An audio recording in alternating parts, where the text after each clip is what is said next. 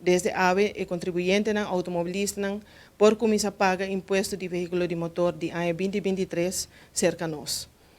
Essa aqui é passo muito importante, nós estamos fazendo cada algum ano.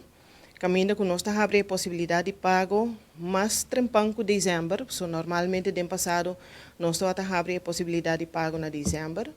Mas agora que não dor que nós temos o sistema de pago parcial, que brinda e contribuinte na automobilista mais espaço financeiro para não por completar o pago de imposto na tempo, então não mais lá que o dia 31 de janeiro, pensei também nós está começar mais trempan para assim facilitar e contribuinte não de sistema aqui e assim dona não espaço financeiro que não ter.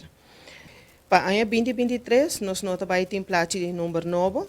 Nós também queremos usar o mesmo plate ng coraco branco de ano 2020 que atualmente nós estamos usando. O motivo principal é o baixamento de gasto do governo.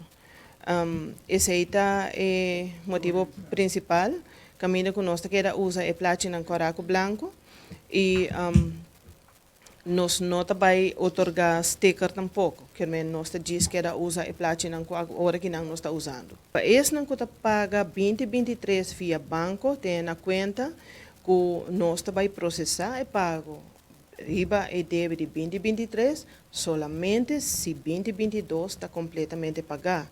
Sobre nós está raia também que a pessoa não paga 2023 via banco, pero den hora que nossa administração vai registrar e pago, nós está vira que tem aí na bio abrir e nós vai passar e pago riba e imposto de aí bio promê.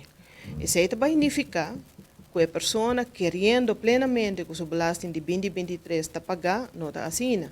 Nós vai registrar e pago riba 2022. Que tem consequência, a pessoa vai ter uma cobrança adicional, incluir boot. Que se você que você deve atrasar, Mester clear esse não promê que o pago de ano 2023.